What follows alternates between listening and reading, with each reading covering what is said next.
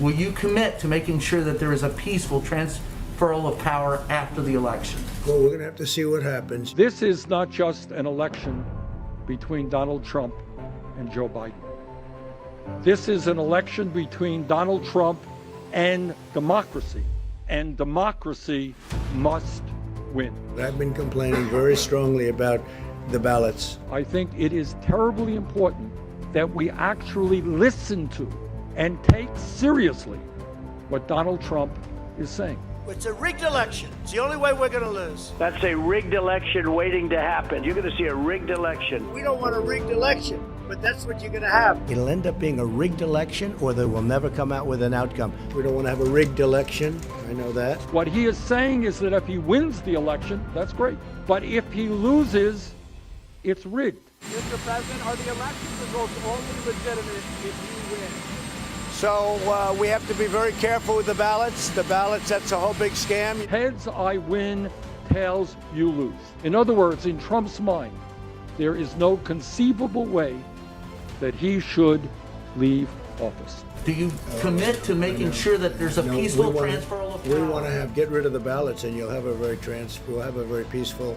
There won't be a transfer, frankly. There'll be a continuation. I am not in the habit of quoting former President Ronald Reagan, but I think something that he said in his first inaugural address makes the point about how important, how precious is this part of our heritage. The orderly transfer of authority as called for in the Constitution routinely takes place as it has for almost 2 centuries, and few of us stop to think how unique we really are. In the eyes of many in the world, this every 4-year ceremony we accept as normal is nothing less than a miracle.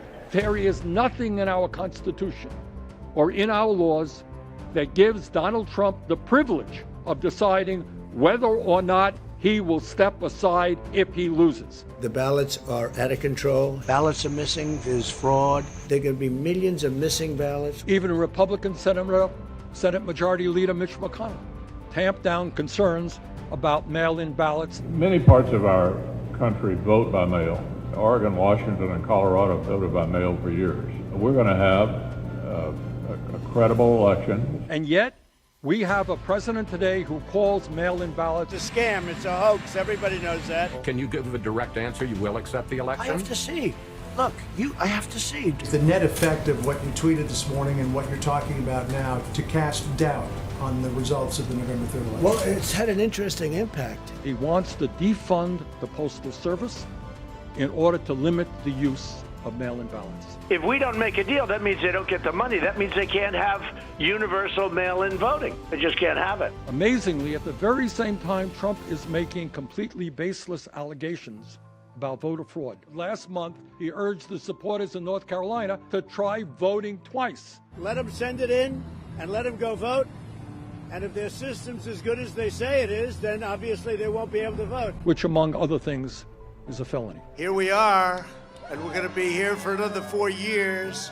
In order to advance his plan for mass voter suppression, the Trump campaign filed a lawsuit in Nevada. We have many lawsuits out there. This will be the greatest fraud in history. We're going to win 4 more years in the White House.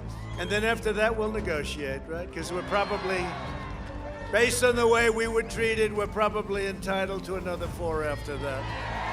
Which is obviously a violation of the Constitution's 22nd Amendment. But if I don't win it this time, I'm not coming back. Not for term 3, 4, 5, or 6. Maybe I'll sign an executive order. You cannot have him as your president. Trump has also urged his supporters to become, quote, poll watchers. And we're already seeing this in Virginia, where early voters were confronted by Trump supporters.